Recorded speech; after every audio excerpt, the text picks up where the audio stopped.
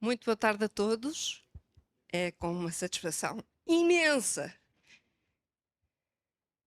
que vos vejo aqui, aos representantes dos presidentes, aos anteriores presidentes, ao atual presidente, a todos aqueles que quiseram assistir a esta conversa, a este lançamento de uma pequena publicação que nasceu de uma ideia apresentada no dia 3 de abril, portanto há pouco mais de um mês, apresentada à CDN, de comemorarmos o 25 de abril e de comemorarmos os 50 anos dos arquitetos, da representação dos arquitetos, para comemorarmos os 25 anos da Ordem dos Arquitetos, e dessa ideia que nasceu no dia 3 de abril resultou o livro que hoje estamos a apresentar, com os discursos de tomada de posse dos presidentes da Associação e da Ordem.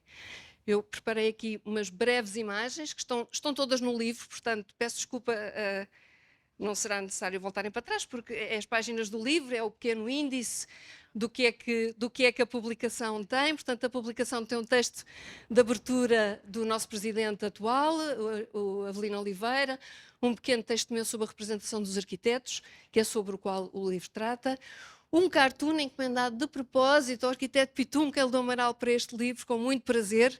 Foi sempre um crítico da arquitetura que nos faz rir, com a sua ovelha do Restolho, com os seus textos humorísticos, com tudo aquilo que nos deu ao longo de todos estes anos. Depois temos os discursos, e a opção dos discursos foi literalmente encontrar as versões impressas dos discursos, um trabalho árduo da Cristina Menezes e da Cidalina Duarte, a que agradeço, um trabalho de pesquisa, de encontrar os discursos originais, não foi fácil, mas felizmente publicados. Uma pequena cronologia, as biografias dos presidentes, uns QR codes para encontrarem os estatutos ao longo do tempo da Ordem e desta instituição, e depois uma pequena listagem dos membros honorários que a Ordem distinguiu ao longo destes anos. Apresento-os em representação do arquiteto Nuno Teotónio Pereira, Luísa Teotónio Pereira, sua filha, o arquiteto Francisco Silva Dias, portanto, primeiro e segundo mandato, terceiro mandato do arquiteto Francisco Silva Dias. A arquiteta Rita, arquiteta não é, mas é Rita Quintanilha, filha da arquiteta Olga Quintanilha, também 2 mandatos, mandatos especiais, porque assistiram à transição entre a Associação e a Ordem dos Arquitetos. Falaremos um bocadinho, se calhar, sobre isso depois. A arquiteta Helena Roseta, também 2 mandatos, o último ano substituída por ter sido eleita para a Câmara Municipal de Lisboa pelo arquiteto Manuel Vicente. Contactámos ontem o filho em Macau, com muita pena não pode estar presente. Perguntou se havia streaming, mas não há, isto presencial tem outro saber. O arquiteto João Belo Rodeia, também 2 mandatos a seguir à arquiteta Helena Roseta. O arquiteto Santa Rita não pôde estar... Eu peço desculpa, esqueci-me aqui de referir que o arquiteto Pedro Brandão, entre o arquiteto Francisco Silva Dias e a arquiteta Olga Quintanilha, infelizmente não pode estar presente por questões de saúde, mas desejou as maiores felicidades e tenho muita curiosidade em ver o livro. O arquiteto João Belo Rodeia, também 2 mandatos, a que se seguiram o seu vice-presidente, o arquiteto João Santa Rita, que também por questões pessoais não pode estar presente aqui connosco, o arquiteto José Manuel Pedreirinho, o arquiteto Gonçalo Birne e o arquiteto Avelino Oliveira, atual presidente, desde novembro, estamos há 6 meses aqui nesta casa. É um prazer muito grande ter-vos nesta casa a comemorar a democracia, e este pequeno livro não faz mais do que apresentar os discursos, foram transcritos todos os discursos que foram encontrados nas publicações, alguns integralmente. Conseguimos encontrar o discurso da tomada de posse do arquiteto Francisco Silva Dias, estava difícil, mas encontramos. Estes discursos de tomada de posse são sempre discursos muito inspiradores, não é? E era muito importante serem esses discursos estarem recolhidos neste trabalho. Alguns com algumas, não são os textos integrais, por exemplo, da arquiteta Olga Quintanilha, há uma tese de doutoramento que os tem integrais, mas a opção foi publicar aquilo que foi publicado nos órgãos oficiais da Ordem, no boletim, no jornal ou no Informação Arquitetos. Os 2 discursos, a arquiteta Helena Roseta, que explicou-nos, e explicará, se entender daqui a bocadinho, porque é que os seus discursos não estão impressos de maneira a nós podermos agora falar sobre eles, porque gostava de falar de improviso, segundo nos disse. Portanto, nós bem procuramos, mas não há discursos impressos da arquiteta Helena Roseta. Nos seus 2 mandatos, aqui uma pequena nota também apenas ali, em diálogo de cooperação, no mandato 2005-2007, e depois uma nota do arquiteto Manuel Vicente, quando assume a presidência da Ordem, que também não descobrimos nenhum discurso, e também foi só uma passagem de testemunho, penso que até nem terá havido discurso com o arquiteto Manuel Vicente. Segue-se os discursos do arquiteto João Belo Rodeia, também felizmente publicado, o anterior na Informação Arquitetos, este no Boletim Arquitetos. Nós transcrevemos ipsis verbis, vírgulas, itálicos, boldos. Foi um trabalho ali muito, até havia uma gralha que eu até dizia vamos passar a gralha, e já não sei se a gralha passou ou não, porque tivemos uma revisão muito atenta do livro. E depois temos 3 discursos que já estão disponíveis online integralmente, do arquiteto João Santa Rita, que infelizmente não está aqui, o arquiteto Pedreirinho, o arquiteto Gonçalo Birne e, por último, o arquiteto Avelino, com o seu discurso também disponível no site online. O cartoon do Pitum, que nós pedimos um cartoon sobre os arquitetos e a democracia. E foi este o cartoon que o Pitum fez. Não sei se queres falar um bocadinho sobre... Eu gostava muito que falasse um bocadinho pelo aqui. Só uma palavrinha. Não se pede para fazer desenhos a uma pessoa a caminho dos 90 anos, porque já sabem que sai mal. Ora, boladas. Portanto, as saudades do sal, pronto, deram nisto. Não tem graça nenhuma. Não tem graça nenhuma. É, sim, sim. Obrigado.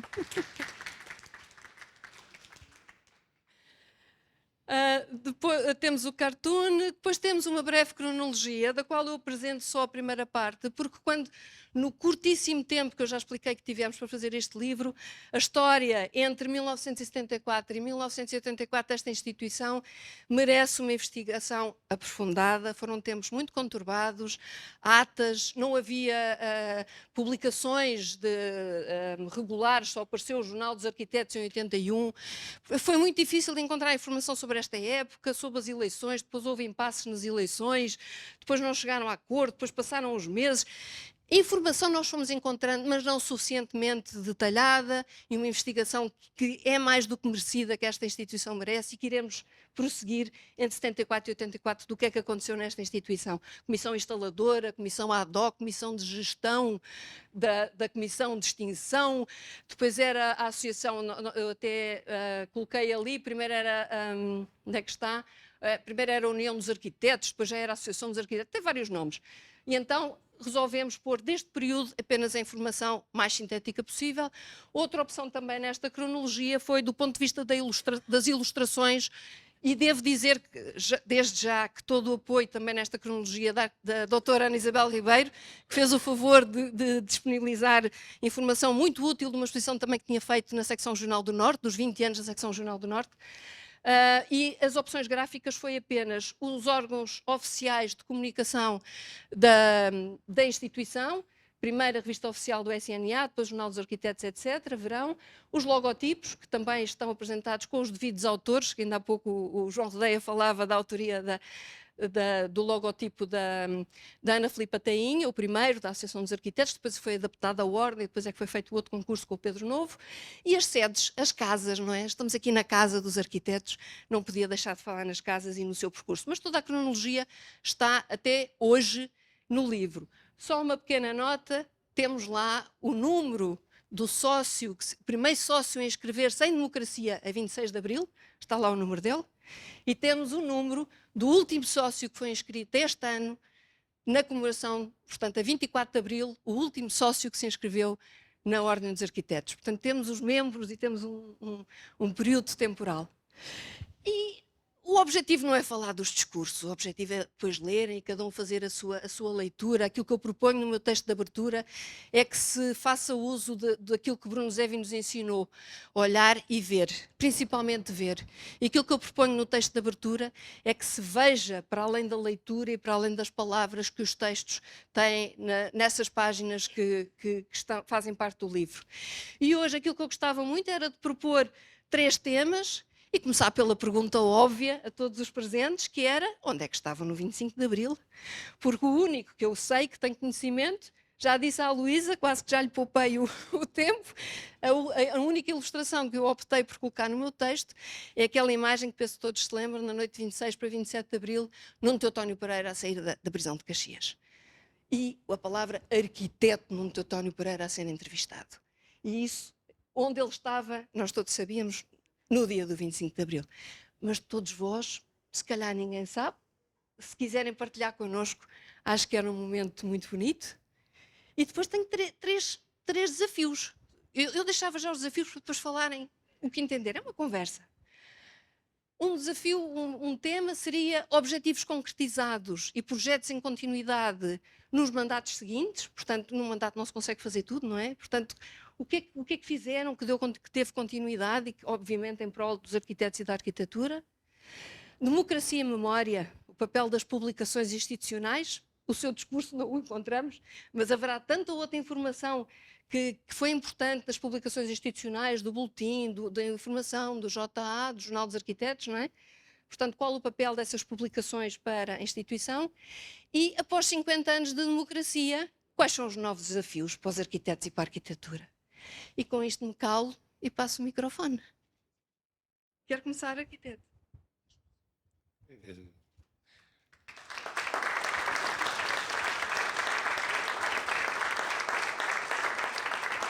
Há uma questão para si. Não, são suas. Obrigado, é sempre um gosto estar aqui nesta casa. Onde é que eu estava no 25 de Abril? É curioso que a minha vida reparte-se com o 25 de Abril a meio. Nasci em 1930, tinha 44 anos quando foi o 25 de Abril e agora estou aqui 50 anos depois. Desses quase 100 anos, cerca de 70 e tal, passei aqui nesta casa, e o que me enche de orgulho de voltar aqui. Esse período de tempo, portanto, 44 anos antes do 25 de Abril e 50 depois, foi, como podem imaginar, uma sequência de atos fastos, nefastos, de brilhantismo, de ocultismo, de paz, de guerra, tudo isso está registado. No dia 25 de Abril, eu estava em Paris. Tinha ido a um congresso da FIOAT, Federação Internacional de Habitação, Urbanismo e Ordenamento do Território, e estava no hotel, desci cá abaixo à recepção, e o senhor que estava na recepção estava a ler o jornal com ar enfastiado e depois disse-me assim: olhe, parece que houve uma revolução lá na sua terra. Eu gritei de alegria e ele disse: mas olhe que foram os militares que o fizeram. Eu disse: tanto faz, tanto faz. Eu depois percebi porque é que ele tinha dito que foram os militares que o fizeram, porque a guerra da Argélia tinha acabado há pouco tempo e a OAS continuava a fazer disparates. Bem, claro, pensei imediatamente em vir para Lisboa. O aeroporto estava fechado, de modo que eu dirigi-me à hangar dos Sterlitz, aquele hangar que os portugueses tanto conhecem, e realmente o destino tem sido muito generoso para comigo, porque vim para Portugal no chamado Comboio da Liberdade. Portanto, Mário Soares, Maria Barroso, Tito Moraes, um outro elemento do PS que eu não consegui identificar. Sim, talvez Ramos de Almeida, creio que foi esse. E depois eu, o diretor-geral do Serviço de Urbanização de Portugal, o engenheiro Celestino da Costa, e dois engenheiros do GTH, um dos quais ia acompanhado, o Gabinete Técnico de Habitação, um dos quais ia acompanhado da mulher que era uma rica latifundiária do Alentejo, cortiça, trigo, azeite, etc. Depois chegou-se a nós, já à última hora, um rapaz excitadíssimo que disse, sem bagagem, que disse que vinha para Lisboa e que se ia imediatamente apresentar à junta para acabar com os fascistas, todos. Bem, o ambiente, éramos os únicos passageiros do comboio, de modo que nos reuníamos todos no salão-restaurante. E isso criou assim um ambiente estranho, num comboio, 36 horas fechadas num sítio, pessoas tão diferentes, cada um com as suas preocupações. Era quase um filme de Hitchcock, assim.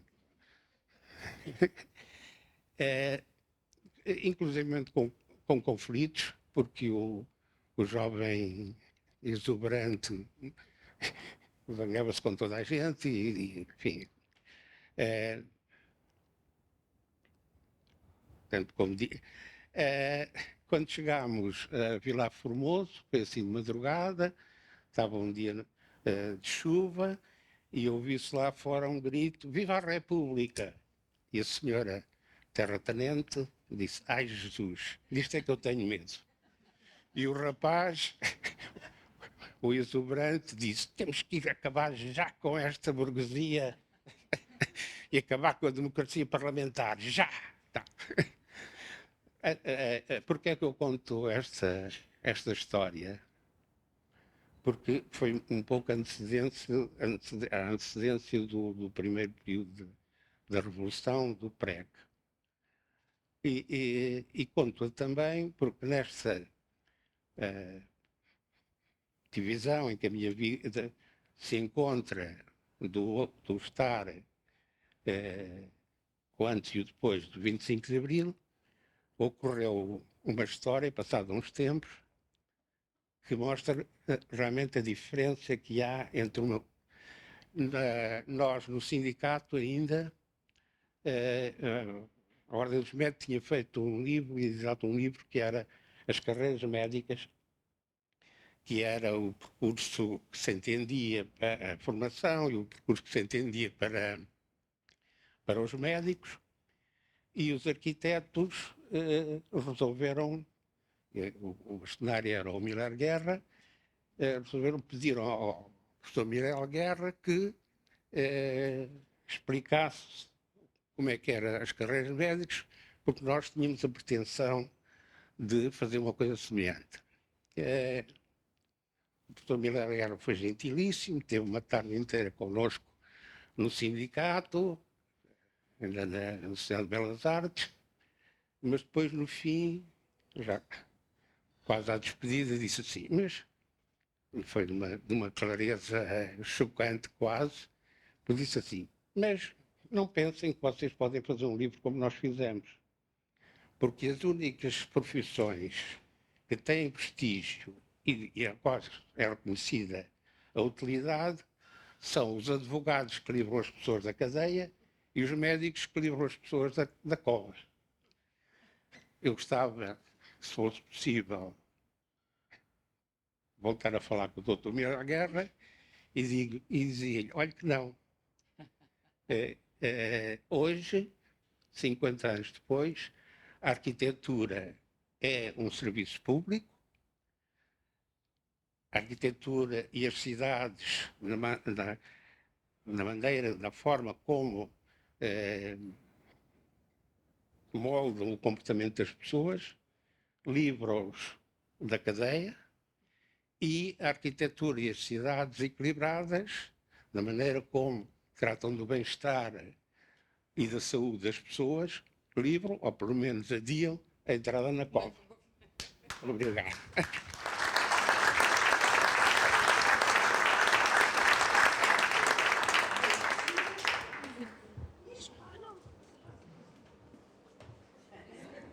Qualquer coisa sobre o pai. A chegada do pai a casa? O que é que eu posso dizer?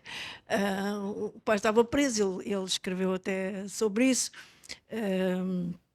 Estavam num período de guerra com a direção da cadeia, estavam a pensar em fazer greve por melhores condições na cadeia, não recebiam visitas há 15 dias e, portanto, foi uma grande surpresa, digamos assim. Estiveram quase um dia e meio sem perceber o que é que se passava. E pronto, e depois estivemos como toda a gente à espera que eles conseguissem sair. Eu devo dizer que onde é que eu estava no 25 de Abril, posso dizer que estava em casa quando me ligaram a dizer o que é que estava a acontecer. E enquanto que outras pessoas foram para a rua, eu fui para Caxias, porque meti-me no carro e fui para Caxias porque entrei um bocadinho em pânico. Pensei, se a PIDE resistir, vai tomar os presos como reféns. E, portanto, cheguei a Caxias, não vi nada de especial, era manhã muito cedo, voltei para casa e passei basicamente o dia a ir e a vir para tentar perceber o que é que estava a acontecer, porque não havia notícias sobre isso mesmo, não é? E pronto, e depois juntei mais outras pessoas até que na madrugada do dia 27 toda a gente saiu, porque disseram ou saem todos ou não sai nenhum. Acho que isso é uma coisa muito importante.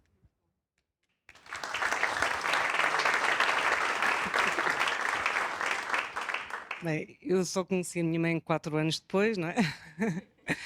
Mas tenho a certeza que ela no 25 de Abril e antes também teve sempre lutadora e ativa, porque era a postura sempre da minha mãe. E quando li também a tese que foi feita sobre a vida da minha mãe e vi fotografias da minha mãe que foi presa também durante esse tempo, e por isso é a única coisa que posso dizer, tenho a certeza que ela estava ativa e a lutar contra o regime, sim. Como sempre, sim.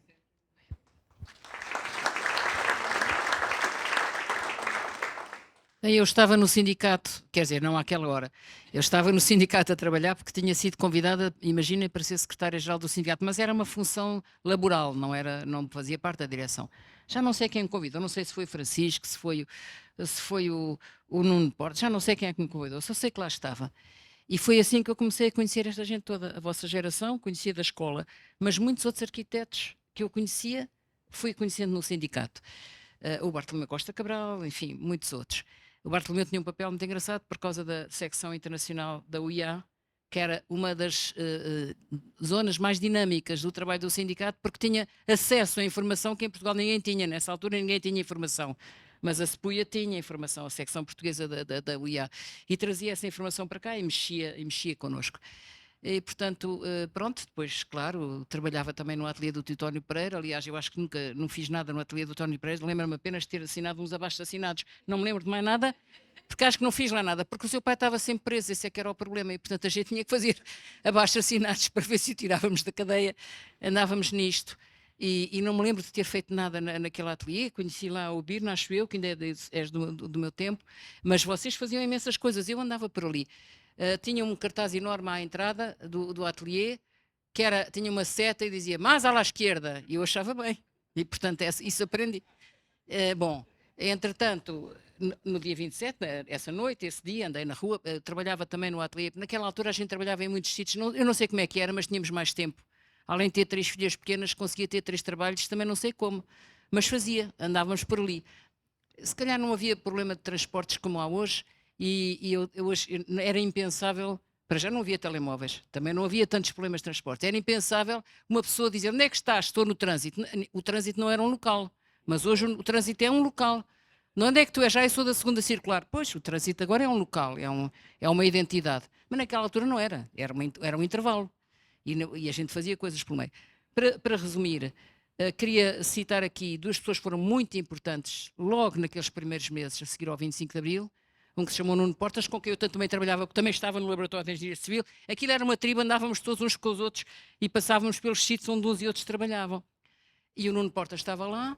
O Nuno Portas é convidado logo para o primeiro governo provisório e, passado 2 meses, estava por cá fora em junho. Portanto, abril, maio, o governo tomou posse em maio, junho. Em junho estava por cá fora o SAL, mas o SAL não foi inventado naquela altura. O SAL já vinha assim a ser trabalhado. há textos do seu pai muito bonitos, do Nuno Teutónio, sobre uma maneira de enfrentar as questões da habitação. O Francisco também trabalhava no GTH, também estava envolvido nessas discussões. E no NEC, nessas conspiratas todas, era uma grande conspiração, de facto, a política da habitação era uma conspiração e tem que voltar a ser, porque isto está mal. Mas nessa altura, o Nuno Portas, com aquele grupo e com todo um trabalho muito bem pensado, que já há muitos anos se vinha a pensar, e ele trazia informações, trazia do Brasil, trazia da América Latina, trazia de vários sítios, ele tinha a ideia perfeita do que é que queria fazer. E lançou o SAL. O SAL depois, Pitum, o SAL acabou de morte macaca, como nós sabemos, mas nunca mais houve, e eu vou já concluir, nunca mais houve um programa como o SAL. Quer dizer, programas de habitação só tivemos 2, agora estamos a ter o terceiro em 50 anos. Agora não se queixem que não há habitação para as pessoas, não pode haver. Houve o SAL, que acabou assim, depois houve o PER, para acabar com as barracas em Lisboa e no Porto, mas esse não tinha nada a ver com participação.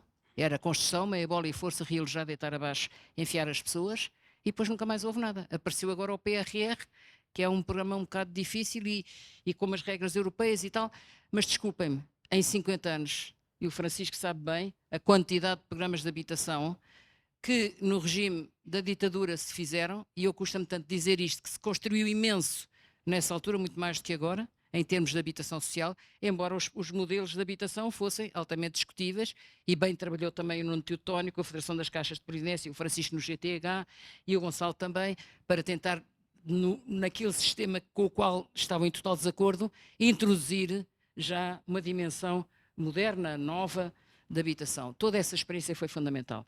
Portanto, o que eu aprendi, sobretudo, até ao 25 de Abril, foi que há gerações mais velhas que vão muito à frente.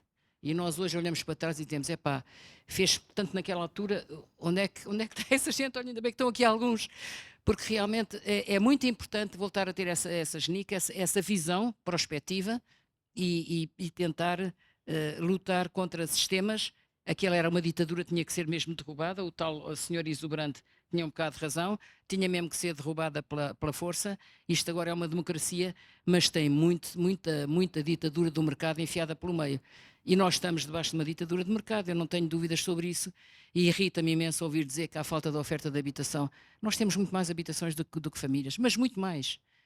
Ultrapassa em 1,5 milhão a diferença entre o número de habitações e o número de famílias. Se calhar estão num sítio onde ninguém as quer, mas estão sobretudo a um preço que ninguém quer pagar ou pode pagar. E, portanto, meu Deus, arquitetos, olhem lá para os recursos habitacionais que nós temos no país e vejam lá se não é possível olhar para aqueles que não estão a ser utilizados para nada e dar-lhes um destino. Isto eu achava que era um bom desafio, a ideia principal, e com essa cheguei ao 25 de Abril e comecei a escrever logo a seguir isto. Uma casa para cada família, uma família para cada casa. Nós temos muito mais casas do que famílias. 1/4 das famílias portuguesas neste momento são pessoas famílias unipessoais, como eles dizem, pessoas sozinhas. 1/4. Portanto, é um país que mudou muito, que envelheceu muito, que tem recursos que despreza e que depois está debaixo desta coisa de que o mercado é que manda, porque o mercado sabe o preço de tudo, mas não sabe o valor de nada.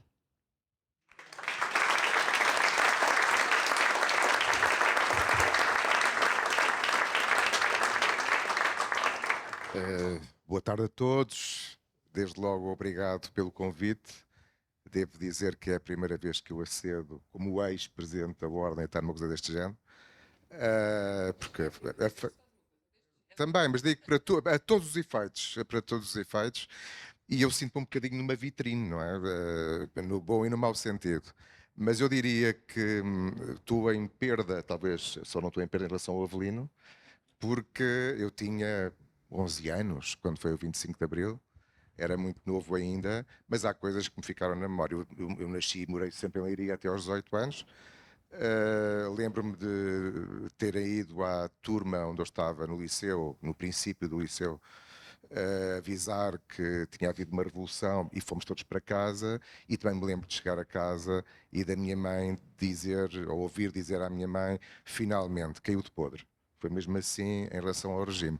E eu vinha, enfim, não tinha grande preparação política, como é óbvio, mas vinha de uma família muito plural politicamente, digamos assim, que ia da direita até à esquerda, bastante esquerda, e portanto estava já, mesmo antes do 25 de Abril, estava habituado, não tinha muita atenção, mas havia conversas em casa, mas obviamente que depois as conversas aumentaram de tom e depois voltaram a baixar e aumentavam de tom, mas aprendi uma coisa muito importante que era possível as pessoas todas terem opiniões muito diferentes e respeitarem-se mutuamente, que foi talvez aquilo que eu mais aprendi da minha família e que só foi possível com a liberdade do 25 de Abril. Mas eu acho que o 25 de Abril é para ser celebrado todos os dias e não apenas o primeiro dia. E eu estou aqui sentado e estava a olhar da direita para a esquerda e o meu 25 de Abril também são todas as pessoas, há algumas que participaram comigo aqui na Ordem a tentar mudar muita coisa, a Ana Silva Dias que está ali a Leonor, enfim, mais o excelentíssimo marido, estão aqui muitas pessoas que me acompanharam, o Avelino depois, o João Paulo Bessa, pessoas que me acompanharam nos mandatos da Ordem, o Pitum, obviamente, que também esteve muito presente. Tive a honra de. Enfim, o que eu quero dizer é que o trabalho da Ordem é sempre um trabalho coletivo. Eu também me sinto um pouco mal porque o trabalho não foi meu, eu penso que não terá sido nenhum de nós aqui individualmente, mas foi de uma equipa que estava connosco e essa equipa, eu tive sorte com as equipas também, diga-se de passagem, e tive sorte com as pessoas que me envolveram, muitas delas estão aqui presentes, que é o Nuno Teutónio Pereira, a quem tive a honra ou o Conselho Diretivo Nacional, na altura em que eu estava como Presidente da Ordem, tive a honra de dar o nome deste auditório. Foi uma pessoa fundamental, sobretudo quando eu estava na Ordem, no apoio que deu, no convívio que teve comigo, na solidariedade que deu à Ordem em todos os momentos, nos mais difíceis, nos menos difíceis, e na altura já com alguma debilidade, mas no entanto sempre com a força que o marcou e sempre do meu lado. O Francisco Silva Dias foi meu professor da escola, foi uma pessoa que me fez gostar da arquitetura e que eu recordo, juntamente com o Manuel Tainha, foi das pessoas que mais me marcaram na Escola de Belas Artes. A Ola Quintanilha foi minha amiga e minha adversária, porque houve um grupo de jovens que fez uma lista pirata pela primeira vez nos anos 90, da qual eu fiz parte, enfim, na altura, no Conselho de Delegados, fomos uns tantos de nós, fomos eleitos, fizemos um bocadinho a vida negra ao Manel Moreira, na altura, que era o presidente dos delegados, e também à Olga, mas tive uma relação sempre de grande afeto simultâneo. Foi a Olga também, devo dizer,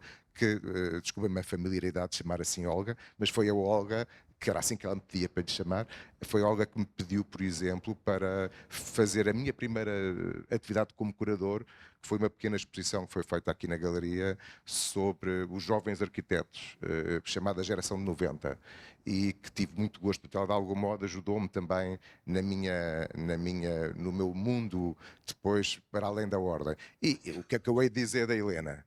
A Helena foi uma das minhas mestres da política e daqui da Ordem, porque foi bastante divertido. Eu também fiz parte da conspiração para a trazer para a Ordem, diga-se de passagem.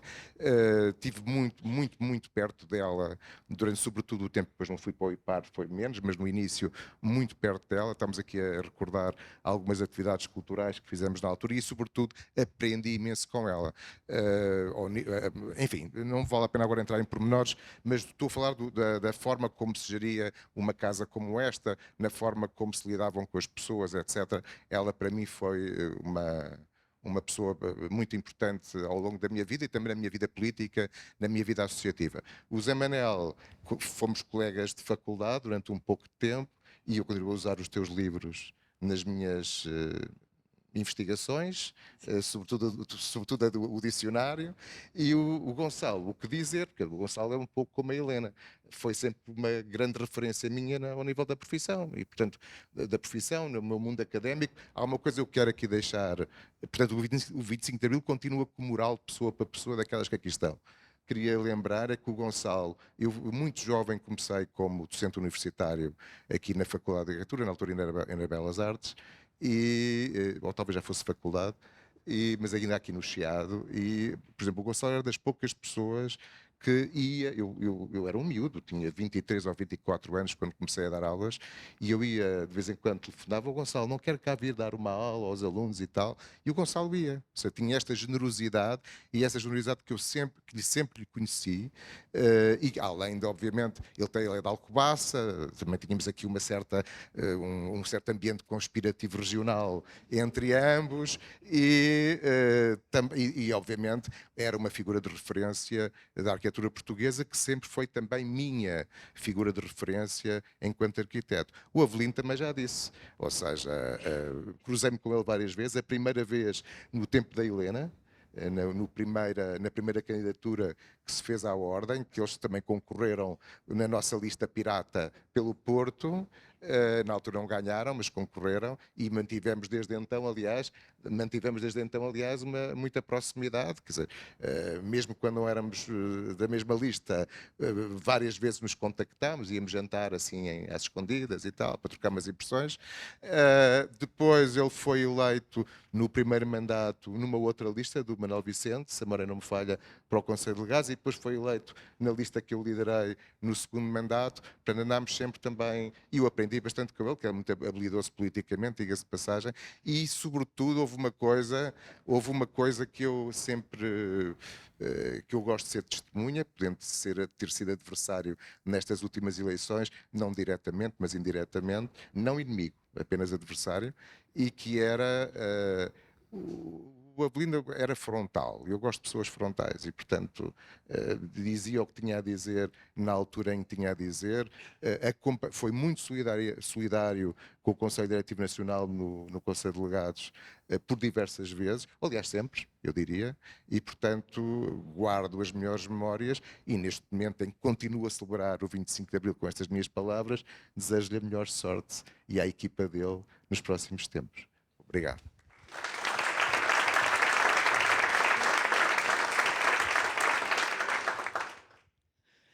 Bom, boa tarde a todos. Muito obrigado pelo convite, e pela ideia e pelo convite. Eu acho que já nos conhecemos todos e já sabemos todos um pouco da história da arquitetura portuguesa. Portanto, eu vou-me cingir ao 25 de Abril, ao meu 25 de Abril, que começou comigo até às qualquer coisa, como 3 ou 4 da manhã. Não tive na conspiração, tenho pena, mas não tive, estive a estudar. E depois continuou comigo muito aborrecido, muito assustado, porque o meu pai, que era normalmente quem me acordava quando eu tinha alguma situação de ter que me acordar mais cedo, foi-me acordar uma hora depois da hora que eu tinha combinado comigo, que eu nesse dia tinha uma frequência na escola. Frequência essa que tinha estado a estudar inutilmente, porque já não a fiz, nunca mais tive aula nenhuma, estava no 5º ano na altura, já não tive mais aula nenhuma. Portanto, o meu curso em termos de escola acabou no dia 24 de Abril de 70. Não acabou, acabou muito antes, porque eu ia lá pouco. Mas pronto, isso é um pormenor, ia lá mesmo muito pouco. E passei o dia 25, dei uma volta, saí de casa, dei uma volta para ver o que é que se passava, a ver se percebia o que é que se passava. E como estávamos com bastante trabalho, eu estava na altura a trabalhar no ateliê do Fernando Schiappa, que muitos conhecerão, e que era muito perto do quartel-general, portanto percebi que aquilo havia para ali algum certo cerco de tropa a fechar, que eu estive a trabalhar a tarde inteira e depois quando saí fui tirar umas fotografias, coisa que continuei a fazer no dia seguinte e nos dias seguintes, mas foi assim muito monótono.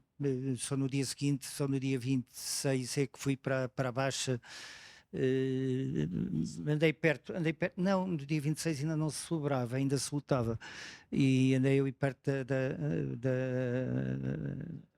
da António Cardoso. Não apanhei as rajadas, foi fora de horas, mas foi um 25 de Abril bastante monótono, só isso.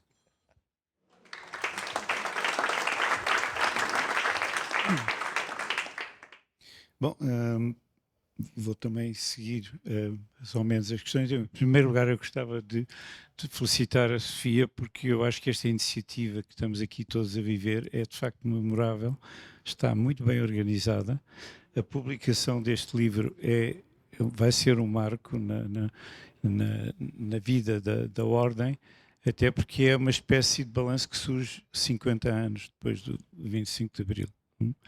E eu estive recentemente no Porto, numa faculdade, em que me foi pedido para falar sobre um pouco a experiência do Sal, sobretudo, e da questão da habitação.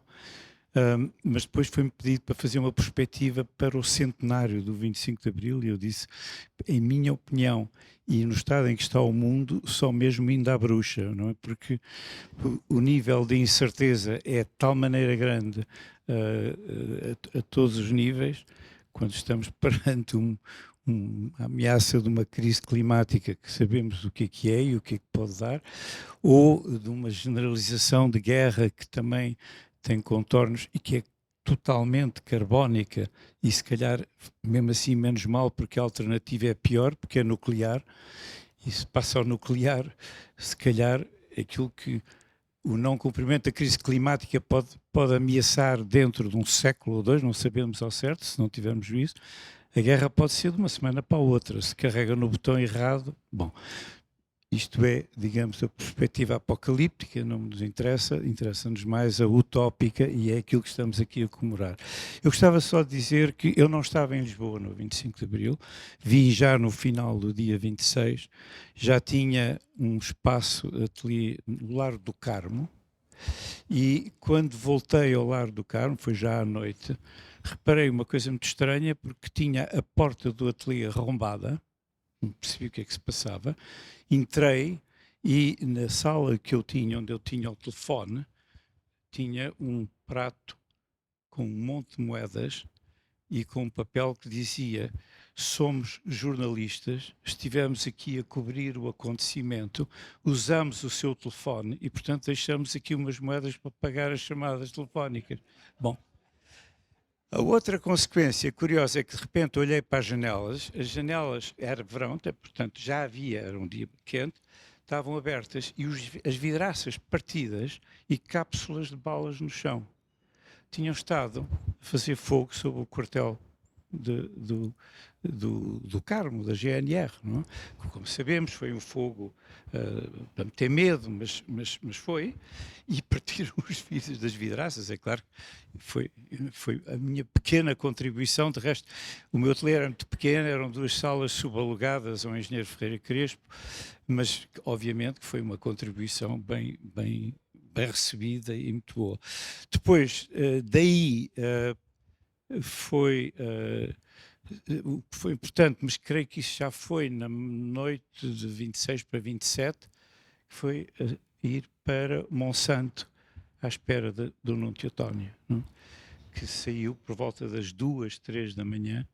Não posso esquecer esse momento, foi de facto de uma intensidade, porque não era só o Nuno, estava cheio de gente com os familiares, porque havia muita gente a sair. E nessa altura era um momento também um pouco complexo em termos profissionais, porque nós estávamos a gerir, o António Rascabrita e eu, aquilo que o Nuno não pôde acompanhar, que era, ainda estávamos a desenvolver o projeto da Pantera Cor-de-Rosa, que começou, a construção começou já depois do 25 de Abril e foi até 78, se não me engano, e que era um processo que não tinha nada a ver com o sal, mas que, infelizmente, no caso da Pantera Cor-de-Rosa, teve um desfecho que foi uma promoção. O Presidente da Câmara, o Cruz Abcacis, na altura decidiu, quando o edifício já estava pronto, pegar na população da Quinta do Narigão e em 2 fins de semana com caminhonetes transportando os seus haveres e meteu toda na Pantera Cor-de-Rosa, com um pequeno pormenor.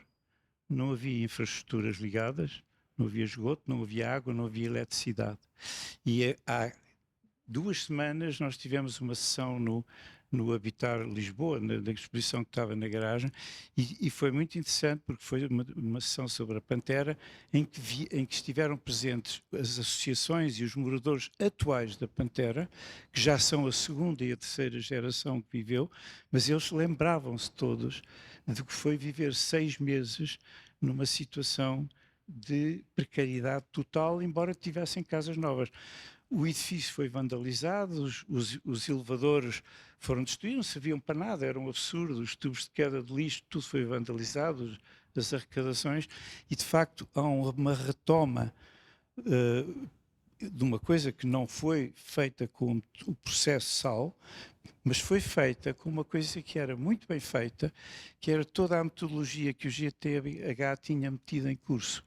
E isto é um elogio muito importante porque eu ainda hoje, nós já tínhamos tido um pouco essa experiência em Olivais Norte, porque eu fiz o estágio nos edifícios do Chorão Ramalho, e o Gabinete Técnico da Habitação tinha, na cidade de Lisboa, para já, a nata da arquitetura portuguesa e até da engenharia, mas tinha sociólogos, tinha outros técnicos que davam uma qualidade àquilo que era feito. Não vou discutir como é que eram os processos, mas as tipologias estavam pré-definidas, as áreas, os custos, tudo isso estava pré-definido.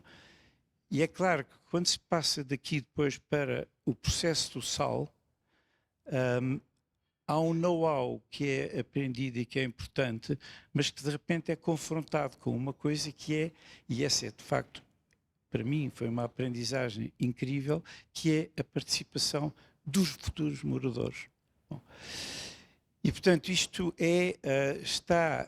coincide por um lado com o fecho, porque a Pantera Cor-de-Rosa ainda é feito no antigo regime, na ditadura, mesmo assim enquadrado por um gabinete que era, eu diria, a grande maioria, sobretudo a arquitetura, era de esquerda e era tolerada pelo regime. Era tudo reviralho. Mas no GTH não se falava muito na palavra reviralho, porque de facto o ambiente era claramente de abertura e era tolerado pela Câmara na altura. E teve um papel incrível. E a herança desta qualidade que existia para fazer habitação social, infelizmente vai-se perdendo com o tempo. É empolada ainda bastante, o SAL é claramente o momento alto do 25 de Abril no que toca à arquitetura da habitação acessível, ou social na altura, hoje diz-se acessível, com participação das populações, e isso foi um processo muito intenso. Eu não estive em Lisboa, estive em Setúbal, no bairro do Casal das Figueiras.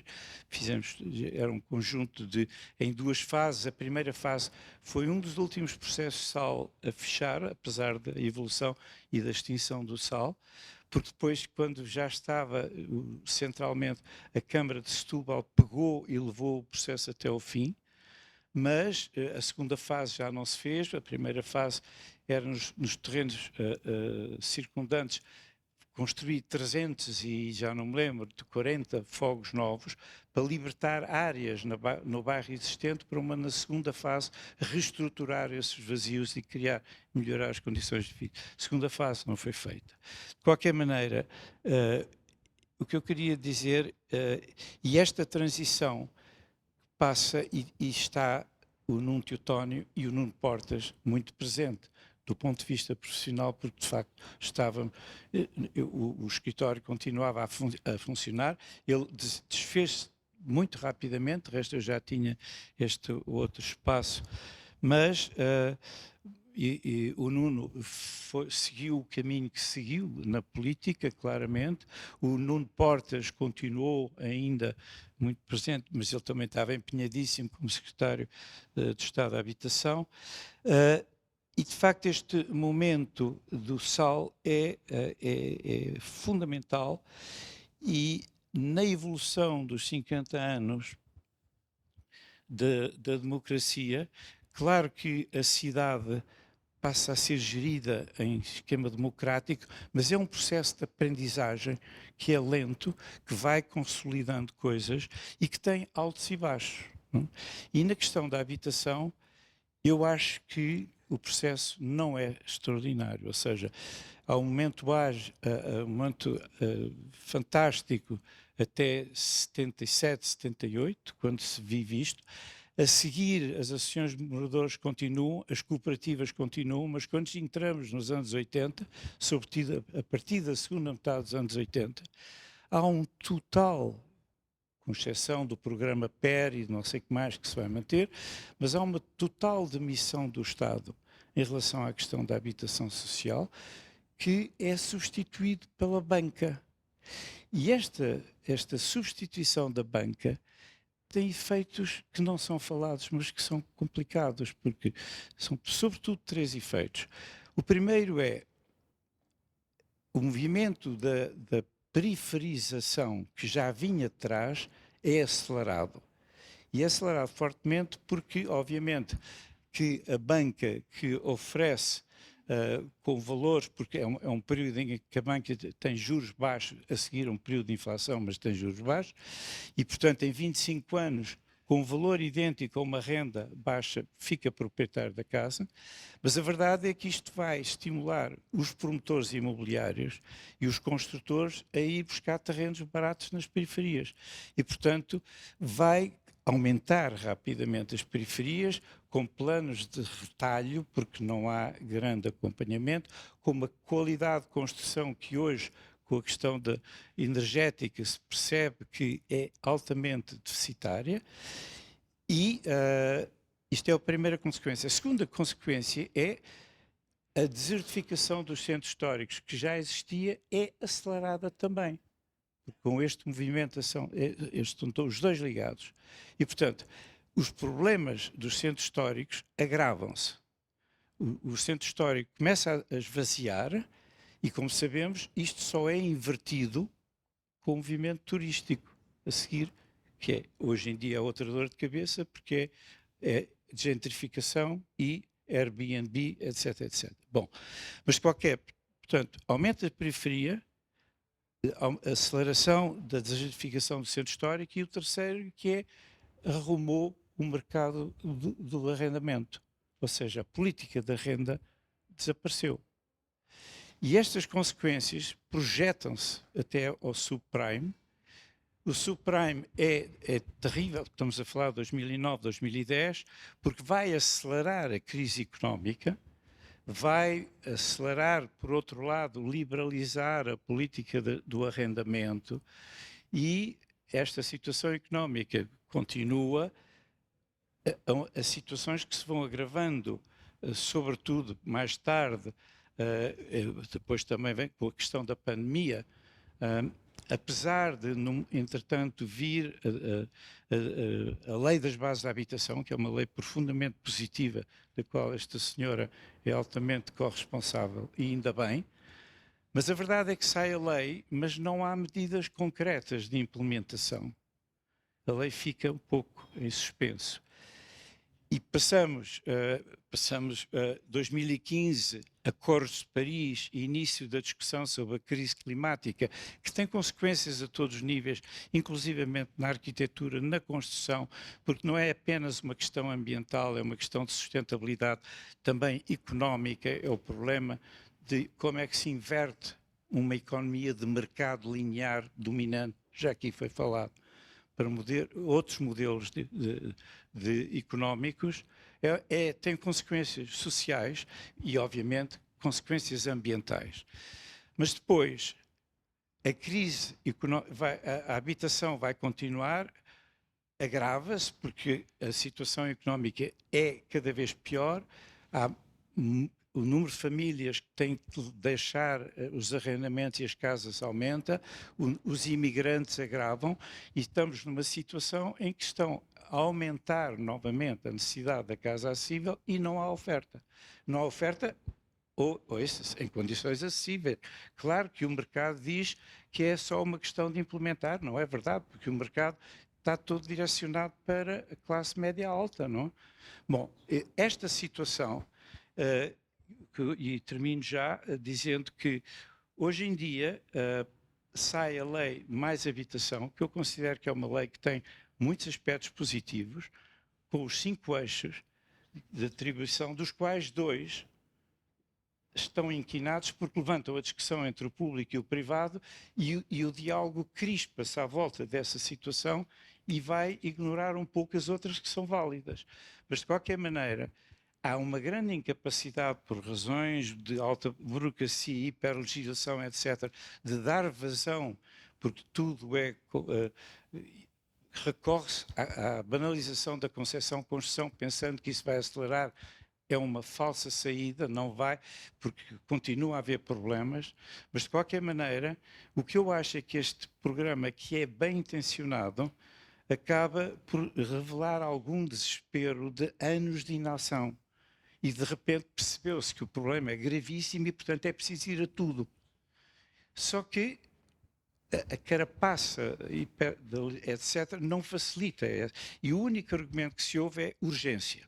Claro que a urgência é real, mas o discurso da qualidade da habitação caiu completamente. E se vai tudo pela concepção-construção, sabemos o que é que vai acontecer. Isso foi implementado por Sarkozy em França em 2000, em 2010, 2015, há inquéritos. A qualidade da habitação em França foi tremenda, até problemas estruturais existiram. Portanto, a qualidade da oferta foi claramente, e isso pode acontecer, cara.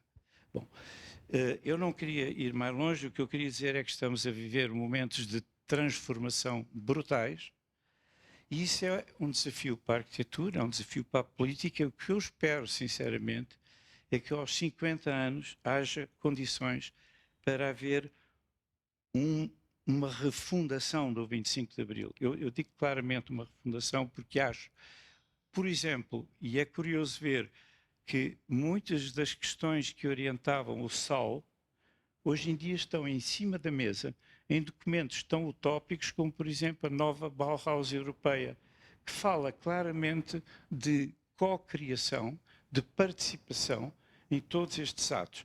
Eu acho que eles não pensaram muito bem no que estavam a dizer e por isso digo que é um documento utópico.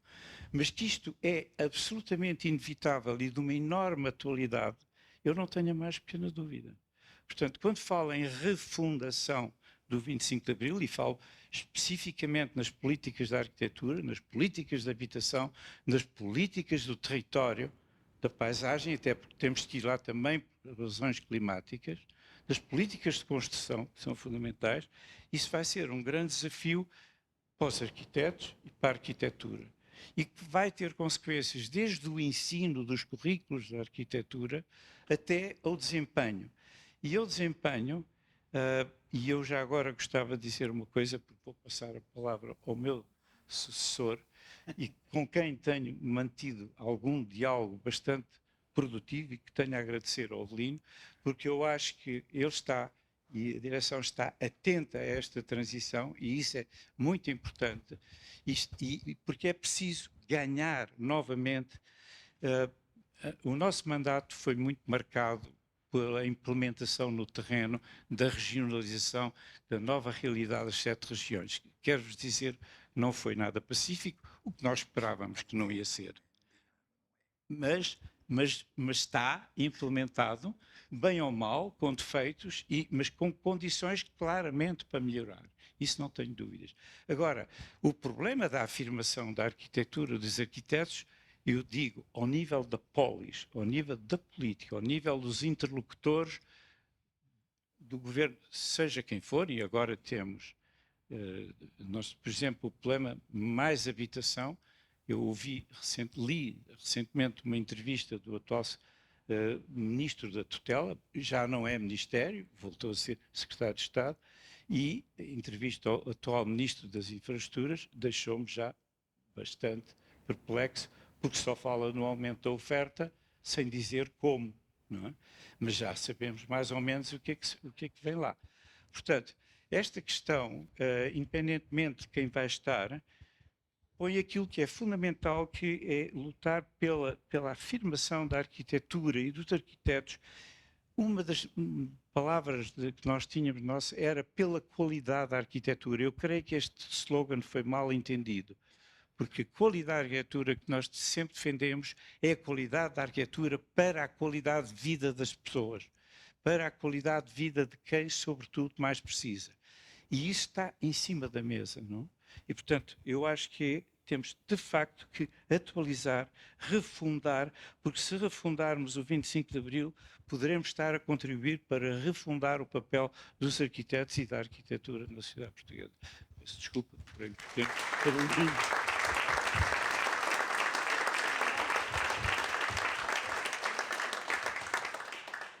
Ora bem, antes de mais, muito obrigado a todos. Eu não me costumo faltar as palavras, como sabem, mas estou assim um bocadinho, estou-me a sentir um bocadinho esmagado por estar aqui nesta corrente, nesta fila, não é? Olhando para aquilo que acabamos por representar. Deixa aqui o cravo. Todos, e portanto, começando a agradecer à Sofia, evidentemente, por todo este trabalho e por ter feito de nos ter reunido todos aqui. Gostava de ver que isto realmente tem uma lógica, ouvindo as vossas palavras, percebendo tudo. Parece que às vezes as coisas não são meramente coincidência. Parece que realmente também não acabam em mim e se prolongam aqui para algumas pessoas que pertencem a vocês todos. Estou a olhar aqui para a Cristina, para a Clélia, especialmente para a Cidalina, que também nos intercepta quase todos. E depois para a audiência, eu acho que ela está bem colocada nesta posição, todos percebem, e que nos intercepta, e portanto dizer que vos agradeço muito a todos e que realmente me sinto muito honrado pelas palavras de todos, mas especialmente aqui pelas palavras de Gonçalo e aquilo que representa estarmos aqui todos hoje. Eu queria muito brevemente explicar a minha participação no 25 de Abril, que é quase nula. Eu tinha 3 anos, portanto eu lembro-me de muito pouca coisa, mas sinto-me como realmente pertencendo à geração de Abril, à geração de pós-25 de Abril, e eu acho que na minha vida tenho sempre feito tenho apanhado sempre um bocadinho essa transição, muito jovem numa coisa e depois de repente depois é ela que se concretiza, e gostava de falar muito brevemente sobre isso. Tinha 3 anos, aquilo que eu me recordo, sendo eu neto de alguém que fez a campanha com Humberto Delgado, e portanto, e que meu pai conta sempre essas histórias, havia uma grande preocupação logo lá em casa quando acontecia uma coisa destas. Sendo o meu pai também um ativista tendo ficha na PIDE, portanto ficou logo preocupado, a minha mãe preocupada, e eu, muito jovem, tenho umas memórias de umas janelas se fecharem, a ver o que é que aquilo dava, e a única memória assim de as janelas da rua estarem mais fechadas do que o comum, enfim. Temos uma casa desenhada pelo Amoroso Lopes, que o Gonçalo teve, provavelmente o único que encontrei que conviveu com ele, que foi o Gonçalo. Já estivemos a falar sobre isso, foi o meu avô que a construiu, porque o meu avô tinha uma serralharia e portanto acabava por conviver com todos os arquitetos, e daí a sua ligação também, de certa maneira, a Humberto Delgado, e a sua participação ao mundo empresarial lá, com a sua loja no Bolhão, que também tinha de outras... Com o pai do que foi Sebastião Feio, que foi também sócio dele. Efetivamente, essa participação, e o meu pai tendo participação política, preocupava-nos. Lembro-me da minha mãe muito preocupada, porque a nossa empregada doméstica, de repente, com o marido, ocupou... Nós vivíamos na Foz, eu sou do Porto, mas, como sabem, a Foz é classificada como uma zona rica, não é? E, portanto, vivíamos na Foz. E, portanto, houve aquele momento do verão quente em que houve a ocupação de casas. Então, na Foz, a ocupação de casas preocupava as pessoas.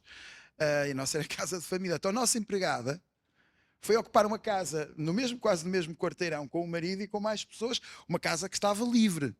Não é? E isto tem a ver, às vezes, com algum do debate que aconteceu o ano passado sobre mais habitação, é que isso está bem presente na memória da minha mãe, sendo que... toda uma família muito ligada aos valores sociais, portanto, sobre essas matérias que estavam em causa. E, portanto, o pouco acompanhamento para quem viveu num espaço da cidade do Porto, que era uma zona de 2 famílias, assim, por assim dizer, em que se apanhava com muita frequência essa cisão que havia entre classes. Na escola pública onde eu estudava também se convivia com pessoas e com colegas que realmente ainda manifestavam alguma apreensão, e eu lembro-me muito de, mesmo entre nós jovens, haver um certo debate político dessa natureza que explodiu. Lembro-me de explodir entre os jovens na famosa eleição entre o Mário Soares e o Freitas do Amaral. Primeiro entre Mário Soares, depois Salgado Zenha. Tudo aquilo foi, dentro daquilo que é a minha adolescência, foi um despertar político.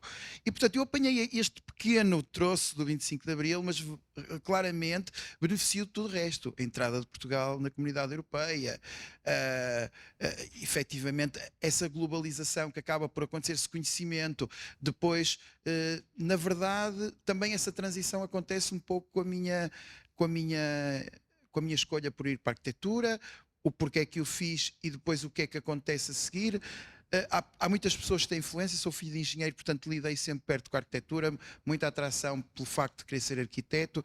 Há 2 ou 3 professores que são decisivos, um deles, alguns conhecem, é a Luísa Leite, portanto é da família de Cisa e é tia de Souto Moura, tem essa coincidência, sabem disso, e portanto influenciou quase uma geração lá no Liceu no Porto para que seguissem arquitetura, teve grande influência sobre mim, mas eu fui daqueles que fez o curso ainda sem computadores e portanto ainda sem o chamado desenho assistido por computador. Apanhei essa transição. Quando eu começo, eram as nossas capacidades, que acho que eram razoáveis, todos que estudavam no Porto, já tínhamos necessidade de notas altas, portanto tínhamos que ter capacidades de interpretação do espaço, tínhamos capacidade de desenho, tínhamos que perceber a lógica, a importância da arquitetura e tínhamos que ter um bom conhecimento, mas claramente quando eu acabo o curso, já estávamos numa versão quase a entrar na dimensão do desenho assistido por computador e, portanto, tive que, no início da minha vida de trabalho, já me adaptar a outro sistema e nesse aspecto também é muito interessante, também começa a internet. O meu primeiro contacto, e sou da primeira geração de Erasmus. Também é uma felicidade, porque a entrada na União Europeia, portanto, eu sou claramente nesse sentido dessa geração de Abril, porque em 1990 e pouco fui de Erasmus, tive a oportunidade de ir de Erasmus, fui para a Inglaterra, foi aí que eu me cruzei uma vez com o Zé Manuel Pedreirinho, que ele andava lá com mestrados, doutoramentos, foi aí que eu o conheci, o Luís Pinto Faria reconheceu e tal, foi em Bath, onde eu estudava, foi a primeira vez que contactamos, portanto, antes destas coisas da ordem, mal imaginávamos. E efetivamente foi aí que eu contactei com a internet, porque começava a aparecer uma coisa que ninguém sabia aqui o que era em Portugal. Volto, depois inicio também, vou trabalhar para um GTL, uma coisa que aqui já foi referida. Um GTL na Câmara de Vila do Conde, quase compulsivamente. O meu pai quis que eu tivesse essa experiência. Eu queria era ter um ateliê. Quem me conhece sabe que eu não tenho nada feitiço. E, portanto, mas ainda me aguentei quase 3 anos num GTL a fazer projeto dentro de uma autarquia. E, portanto, que foi para mim extremamente importante pelo relacionamento, pelo conhecimento, pela aprendizagem e também por tudo isso. Depois, a partir daí, fui para Barcelona, decidi outra vez migrar e para estudos pós-graduados. E depois entro na vida académica, a dar aulas, e com o meu ateliê já tinha algumas coisas e evoluo até estar aqui. O resto da história o João Rodeia já contou. Pronto, e tenho muito pouco mais a dizer, a não ser esta emoção que tenho de estarmos todos aqui juntos e aquilo que significa para os arquitetos, mais do que para a ordem, para os arquitetos. Ou seja, nós temos que ter esta capacidade desta aprendizagem, deste conhecimento, do significado das pessoas que aqui têm, do currículo e da intervenção cívica. Eu estou a ver por cada um deles o trabalho cívico, a importância que tem na nossa história da arquitetura, o papel que tem nas nossas cidades, no conhecimento, a influência das gerações seguintes, de todos eles. Temos aqui o Francisco Silva Dias aqui de volta, aqui à ordem, a dar-nos com a sua presença, com familiares do Nuno Teutónio, da Olga Quintanilha, a Helena, que é claramente uma referência para os arquitetos, enquanto na sua intervenção pública e na sua capacidade de fazer coisas e reivindicar coisas em favor da cidade. O papel é absolutamente fantástico. E depois todos eles tiveram um papel muito significativo.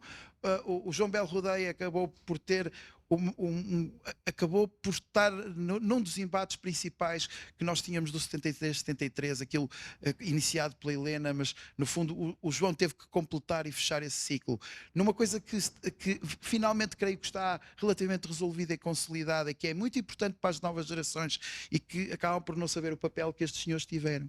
o João conseguiu que isso ficasse resolvido, nós todos, mas o João liderava essa equipa.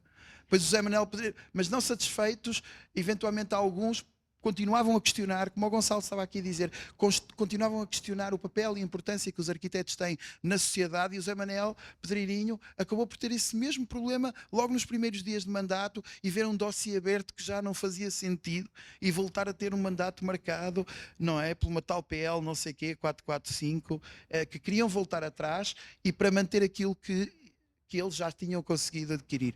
O Gonçalo apanha a pandemia, que é uma coisa, ou seja, apanha a pandemia e apanha esta dimensão aqui de ter que representar os arquitetos num período de total incerteza e de transição.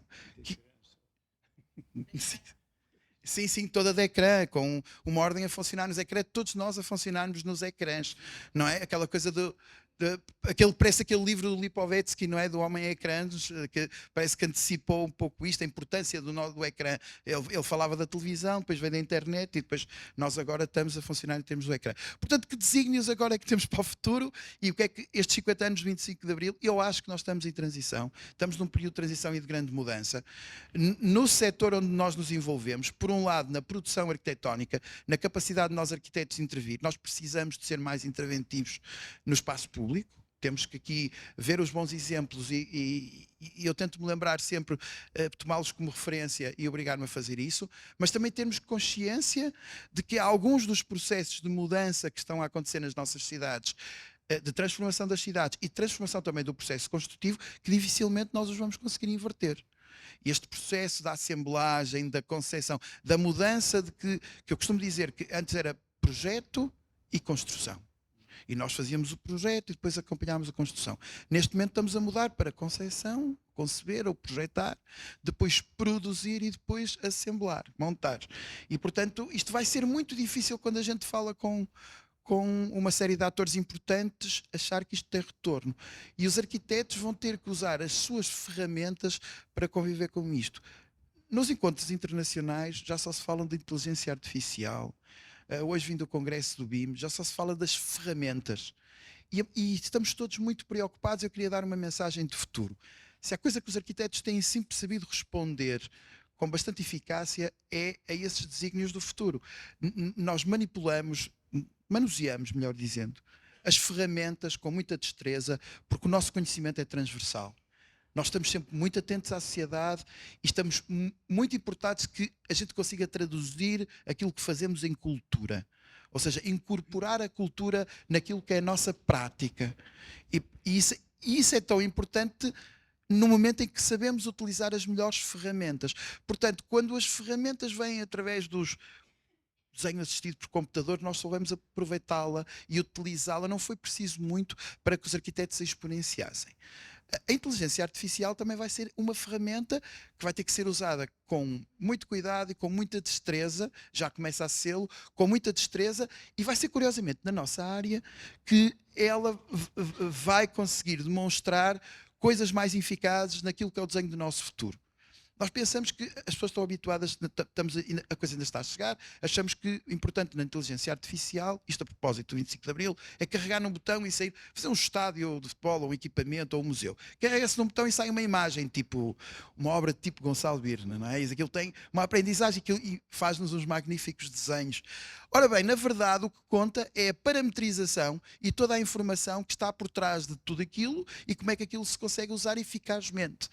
E isso vai ser absolutamente transformador, vai ser transformador na nossa prática profissional e vai ser necessário para nós desenharmos o futuro. E, portanto, para isso é preciso que nós consigamos reunir cada vez mais a aprendizagem que temos do passado, revisitar os processos. No caso da habitação, ele é absolutamente presente.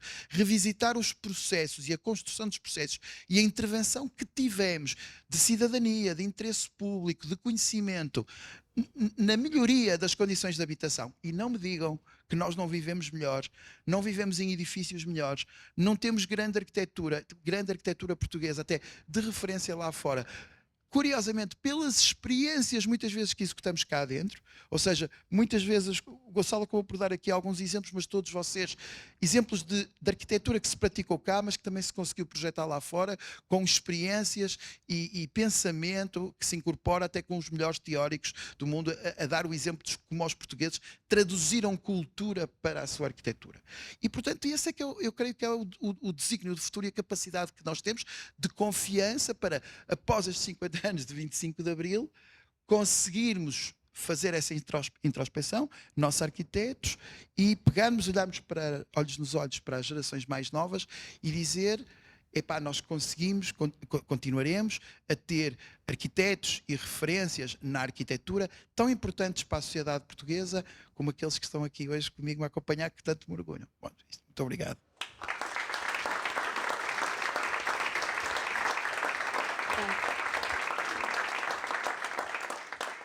Bom, eu não posso deixar de agradecer a generosidade com que todos partilharam as vossas memórias, as vossas ideias, as vossas perspectivas de futuro. Gostava de deixar um pouco mais de tempo para cada um falar um pouquinho mais sobre alguns dos desafios que deixei. Se quiserem dizer mais alguma coisa, perguntas do público, mas para mim é uma satisfação imensa e um agradecimento enorme tudo aquilo que quiseram partilhar connosco hoje. Se quiser. Sim, eu gostava de chamar a atenção para uma coisa. A nossa Revolução teve um período perturbado, do PREC, mas há quem diga que a nossa Revolução demorou 2 anos e realmente acabou, quanto a mim, com a Constituição de 76. Foi assim uma espécie de sedimentar, de perceber o que é que tinha sido a Revolução e o que é que podíamos ser. E especialmente o artigo 46, que diz que fala sobre a liberdade de associação que é estendida a todos os portugueses. Eu penso que está aqui entre nós uma pessoa que terá ajudado a redigir, ou até possivelmente redigiu, o artigo 46. Ah! Não, mas agora fica com o 46 também. Eu dou-lhe o 46, porque o 46 foi a base de tudo o que sucedeu aos arquitetos a partir daí. Porque foi a partir daí que nós formámos uma associação de direito público. Quanto a mim, esta figura do direito público é das mais imaginosas coisas, enfim, dispositivos da nossa Constituição, que consiste em o Estado atribuir a grupos de cidadãos organizados certas prerrogativas e direitos que o Estado tem. Dito assim, é realmente aliciante e isso permitiu a um grupo de docentes da Escola de Belas Artes de Lisboa, no segundo congresso, pôr todas as hipóteses que havia de reorganização da nossa classe. Fundamentalmente era entre ser uma associação de direito público ou direito privado. A hipótese da ordem, que cheirava um bocadinho a corporativismo, não foi posta nessa altura, pois é quase rejeitada. E portanto, a classe dividiu-se entre aqueles que queriam que fosse uma associação de direito privado, lembrávamos do RIBA e do prestígio que tinha RIBA, outros diziam que não, que devia ser direito público, as ordens francesas, os colégios espanhóis, e foi decidido que, desculpe entrar agora na pequena história, tenho tempo, na pequena história discutia-se na Sociedade de Belas Artes, onde então era o sindicato se devia ser de direito público ou de direito privado. E o Zé Norberto fez uma síntese, enfim, comparando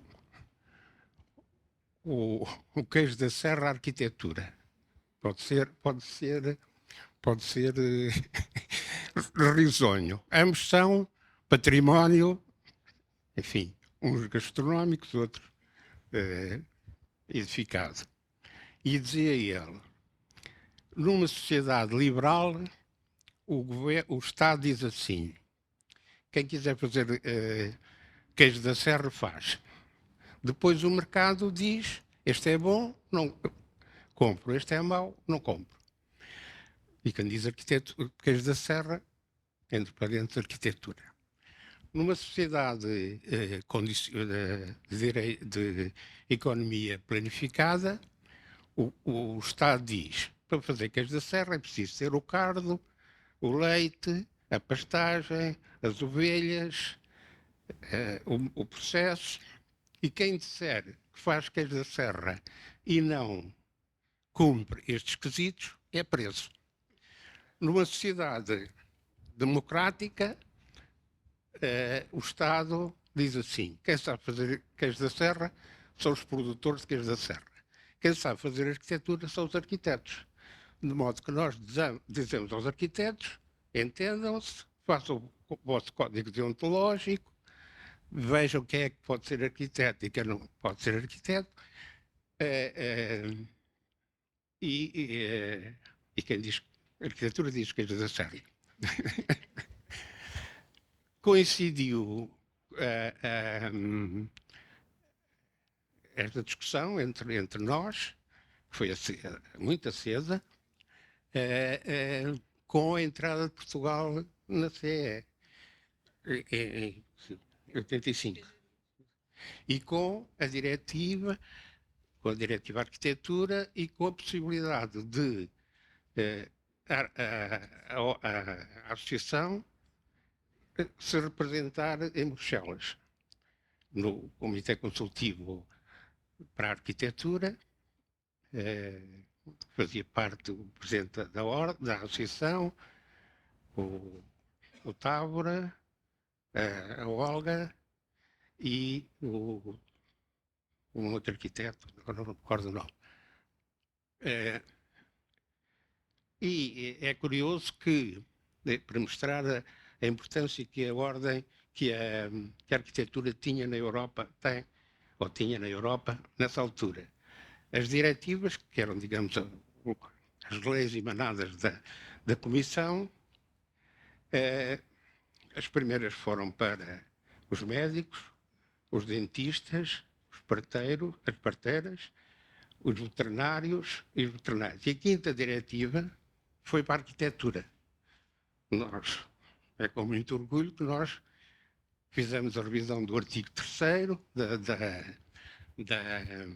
da diretiva, aquela que diz, aqueles 11 pontos que dizem o que é preciso para um arquiteto ser arquiteto, ou para que um aluno ser arquiteto. E também foi nessa altura que entramos, ou se formou, o Conselho dos Arquitetos da Europa, onde o Titónio Pereira teve uma importância muito grande, a Olga também. Havia uma outra questão que eu gostava de referir, não sei se estou a abusar do tempo, que era o anterior à Revolução. O papel que o GTH teve, o LNEC, a Federação das Caixas de Previdência, o Ateliê da Rua da Alegria, todos esses fizeram um caldo que permitiu depois esta transição dos arquitetos virem a ser respeitados, enfim. Gostava também de dizer que nas ruas após a Revolução se gritou por pão e hoje quase todos temos pão. Todos têm pão. pela saúde, paz, e realmente temos paz. Pela paz, saúde, habitação, só não temos, infelizmente, é a habitação. Foi o único grito da ordem que não, da revolução que não foi cumprida.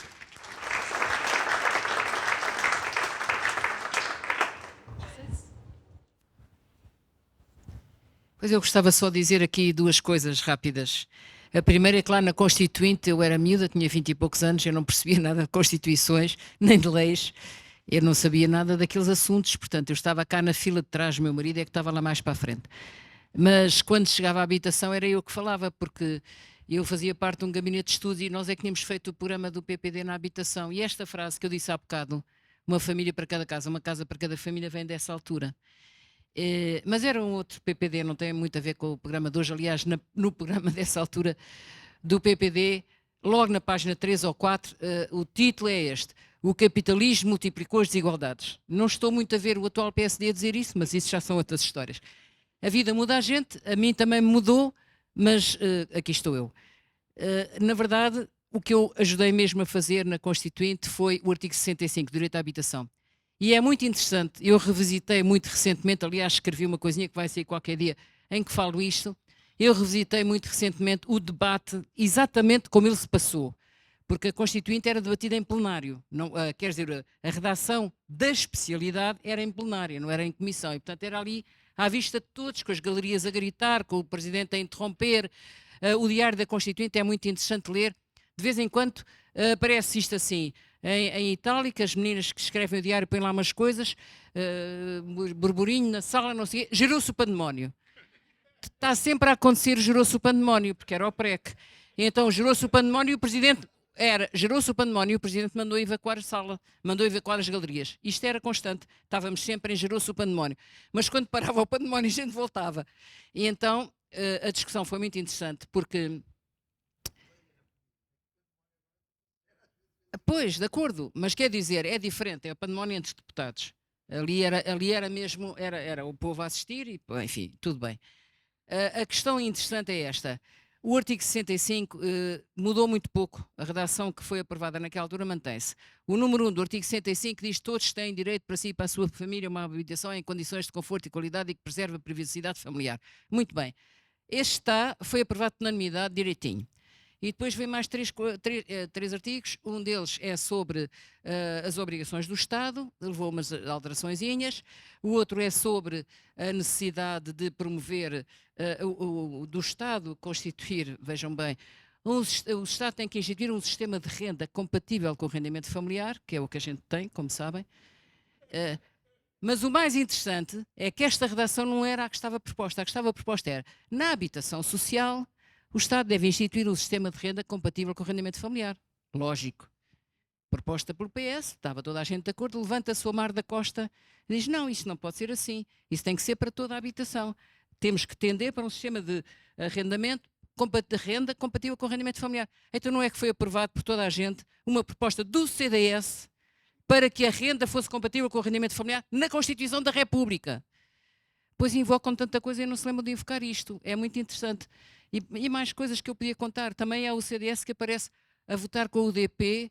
Já não sei o que era, uma coisa qualquer. Não era ocupação de casas, mas era quase parecido. Qualquer coisa deste género. Portanto, é muito interessante revisitar os debates. Isto agora são pormenores, mas o que é interessante é perceber que os temas que foram há 50 anos, há 48 anos, discutidos na Constituinte, são completamente atuais hoje. Quais eram os temas? A carestia de vida, a falta de habitação, a má qualidade da habitação, os bairros de lata, que era assim que se chamava, agora tem os nomes mais finos, era disto que as pessoas falavam. Especulação, a especulação imobiliária, os negócios com os terrenos. Meu Deus, é tão útil e necessário revisitar isto, e estou a olhar ali para o Pitum, e já lhe disse há bocado, eu ando a fazer a propaganda de um livrinho que foi feito muito recentemente, de textos do seu pai, que é genial, e que tem este título de uma conferência feita em 1960, ouçam bem, e o título é Sobre a Ganância, o Amor e Outros Materiais de Construção. Eu acho isto muito atual e, portanto, dava-vos aqui esta dica, se quiserem, para verem como há coisas, as tais gerações anteriores, que ainda hoje, lidas hoje, nos ensinam muito. E pelo menos chamavam os bois pelos nomes, o que já era uma coisa muito boa. A segunda coisa que eu queria aqui dizer, também é rápida, talvez a coisa mais importante do mandato em que eu estive, do primeiro sobretudo, depois o segundo foi uma continuação, foi esta ideia, lembro-me de conversarmos com o João e eu sobre isto, esta ideia do direito à arquitetura. A arquitetura, quando a gente está a discutir se é para arquitetos, se é para engenheiros, isto não é um problema corporativo, desculpem lá.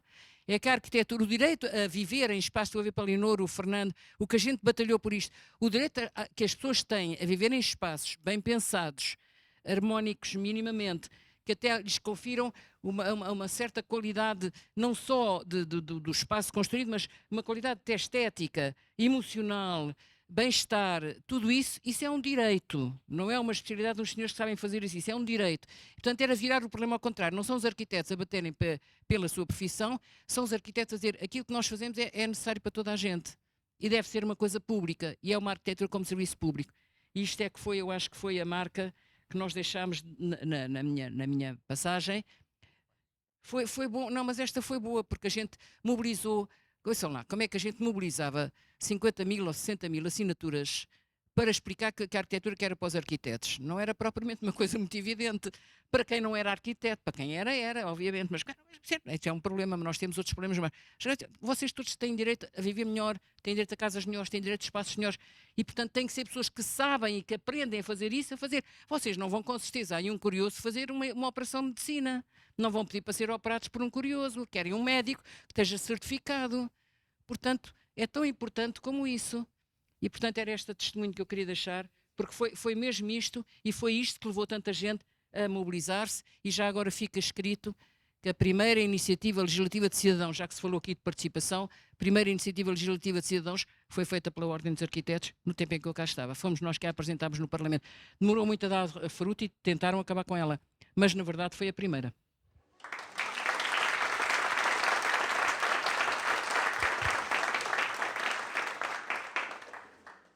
Bem, eu diria que um pouco em complemento com aquilo que a Helena está a dizer, e depois já vos conto uma confidência, talvez o dia mais emocionante nos 6 anos que tive na Ordem foi a votação no Parlamento, acompanhado pelo Teutónio Pereira, porque nós exigimos no processo negocial com os engenheiros, porque havia o processo que vinha através do Parlamento e da iniciativa, mas houve um outro processo paralelo que decorria no Governo, com a Ordem dos Engenheiros e coordenado pelo Ministro das Obras Públicas. Lá se conseguiu, com muita dificuldade e muito trabalho, chegar a bom termo, e pronto, quando foi o dia da votação do diploma, uma das coisas que nós exigimos era que fosse expresso no diploma a revogação do 73-73. Porque dizia-se que ele cairia na... Não. Lá está escrito que é revogado o 73-73. E, portanto, tive a sorte de ter tido um papel ativo com as pessoas que me acompanharam e ter estado no Parlamento a assistir à votação do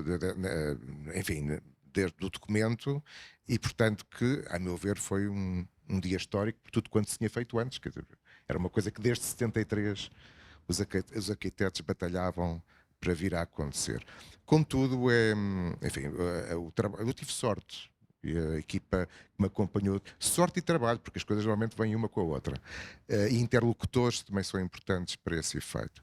E tal como a Helena dizia, aconteceu-nos exatamente o mesmo, que houve um primeiro mandato muito produtivo, o segundo também, mas menos concretizador, mas eu pessoalmente gosto de concretizar coisas.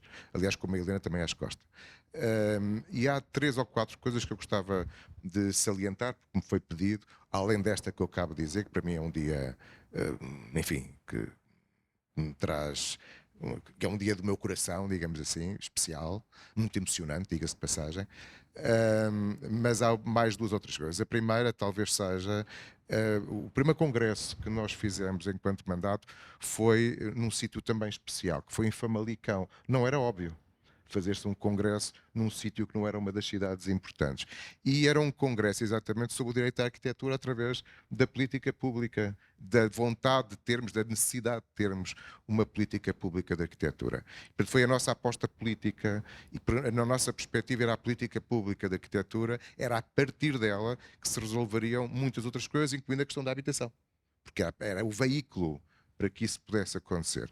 E, na verdade, tive a felicidade de deixar a política praticamente, não sei se está aí o Jorge Bonito, que foi uma pessoa, estava há bocadinho, foi uma pessoa importante neste processo, e a política pública já veio a ser implementada já no mandato do João Santa Rita, mas deixámo-la pronta, e portanto foi um trabalho continuado de 6 anos, com muitas entidades diferentes e que ficou concretizada, infelizmente, como acontece muitas vezes neste país, depois o programa, a Helena estava a falar sobre a regulamentação da legislação ligada à habitação, que tinha demorado não sei quanto tempo, não era?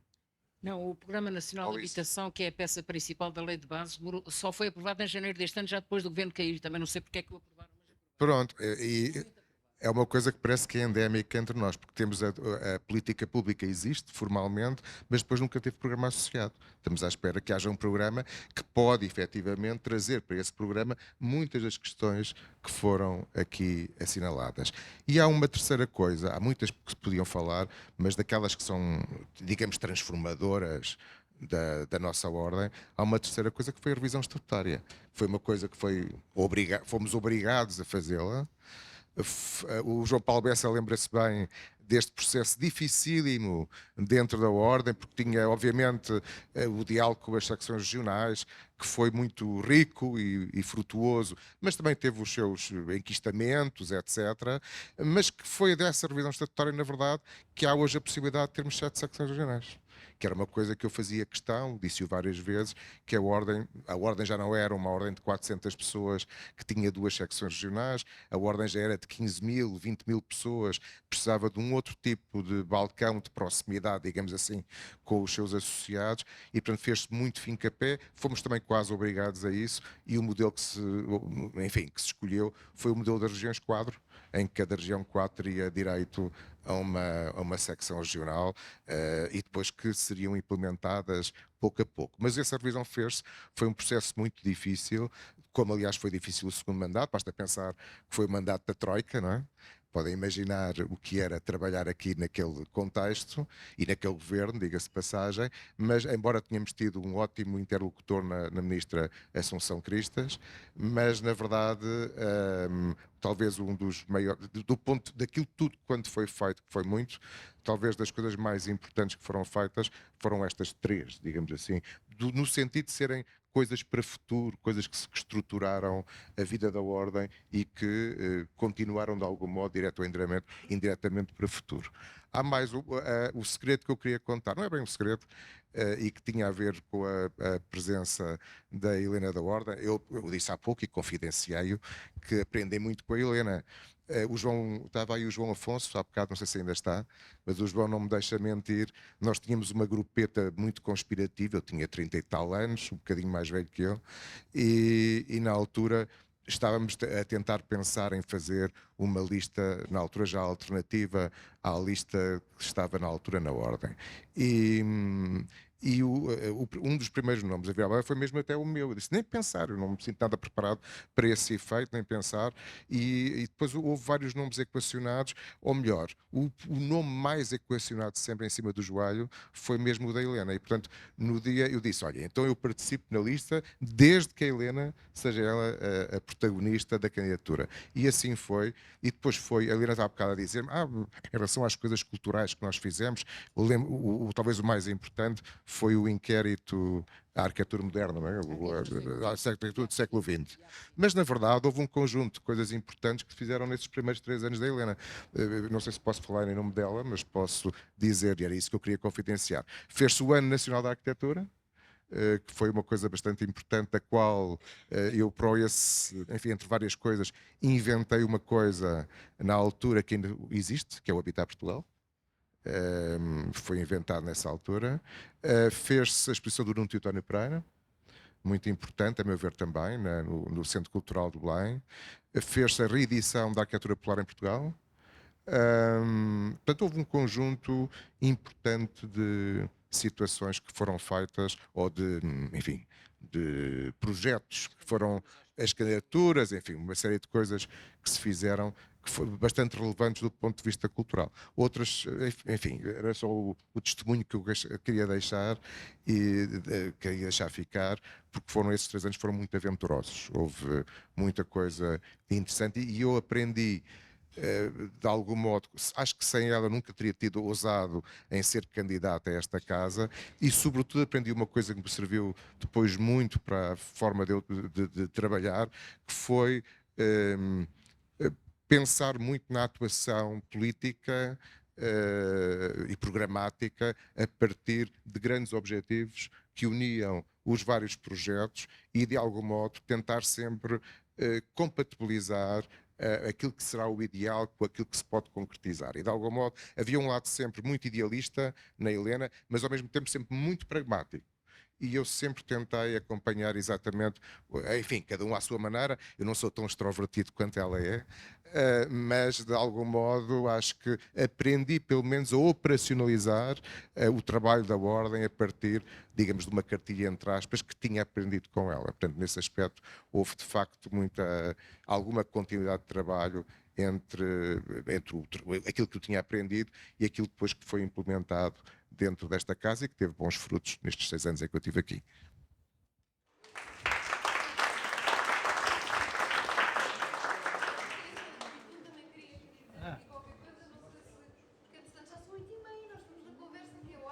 Fantástico. Mas...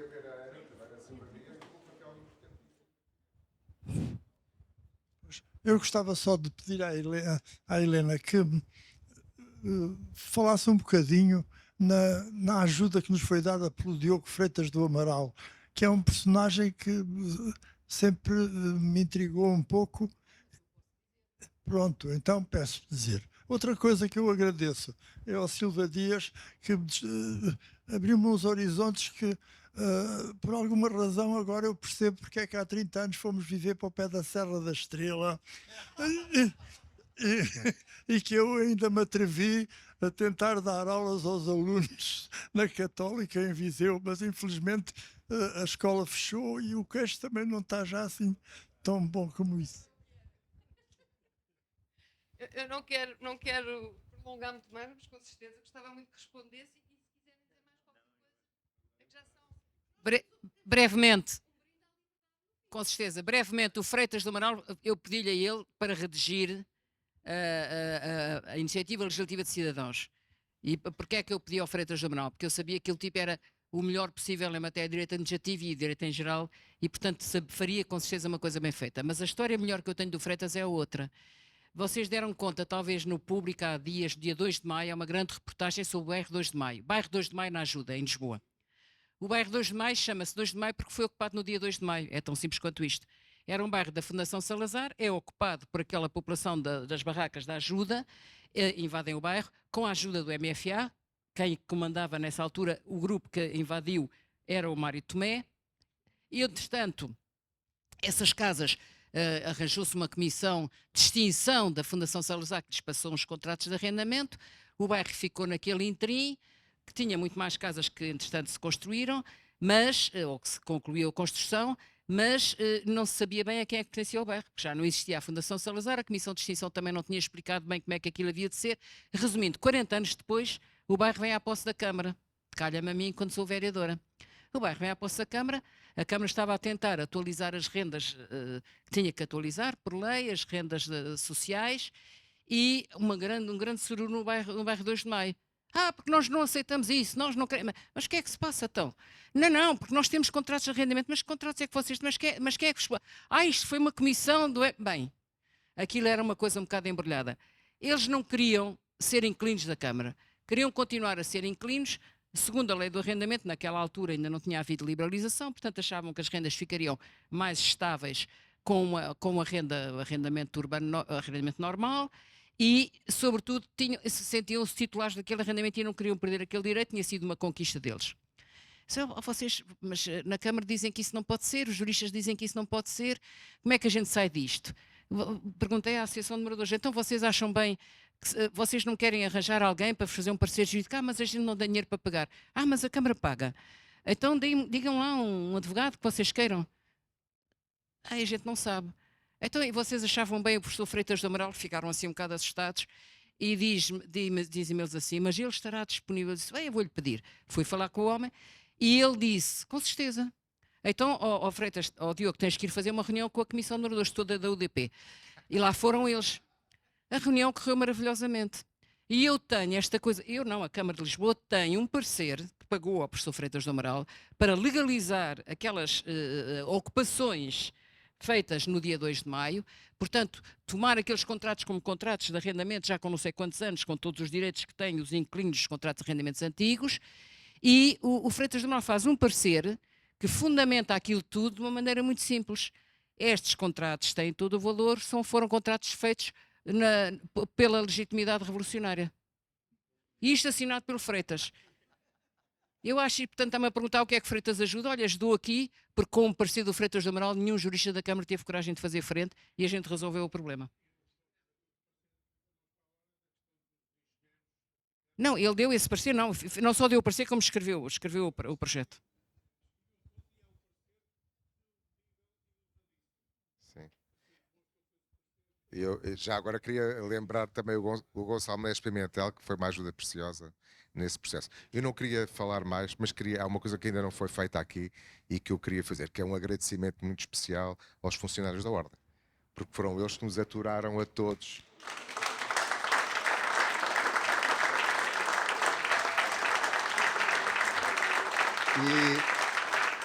E já agora falta aqui entre nós um presidente, ou neste caso é uma presidente, que é a Cidalina Duarte, que é a mais presidente de todas. A Cidalina está na... A Cidalina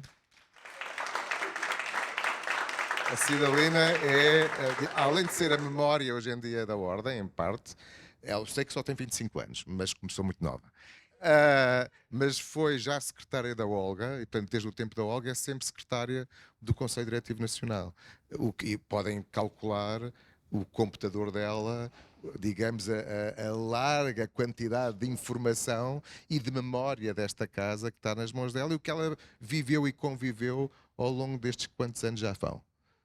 Poucos anos a que ela está cá. Portanto, é uma presidente que falta aqui deste lado entre nós. Não sei se... Eu quero fazer só um convite. Portanto, daqui a 25 anos, faremos 75 anos. 50? Ah, é? Então, 50 anos. Então vou começar pelos 25, ó Gonçalo. Queria combinar daqui a 25 anos, eu posso deixar, mas celebrarmos os 75 anos de 25 de Abril e os 50 anos da Ordem. Portanto, está combinado, estão todos convidados. Luísa tem aqui uma pequena palavra ainda. Olha, eu queria só dizer uma coisa muito rápida, que é o seguinte: eu não sou arquiteta, não sei nada destas coisas, só aquilo que ouvia, mas fiz o curso de História e ninguém aqui falou na questão da memória e do papel das publicações, e pronto, que era um dos tópicos que a Sofia tinha proposto. Eu acho que isso é fundamental, acho que é importante cultivar essa ideia de que nós precisamos de memória e precisamos de fixar a memória e saber como é que isso se faz, porque hoje em dia, ainda por cima, com tudo o que passa pelos e-mails e pelos WhatsApps e por isso, eu não sei como é que os historiadores no futuro vão trabalhar, acho que ficam sem fontes, não é? E, portanto, penso que neste contexto temos que ter ainda mais cuidado e pensar mais nisso, de como é que deixamos memória fixada, bem fixada, para construir também o futuro. Agradeço muito, agradeço a vossa presença, agradeço mesmo muito a vossa presença aqui, a vossa partilha, e convido a todos para fazermos um brinde à democracia, à liberdade, à ordem dos arquitetos e à arquitetura. Obrigada.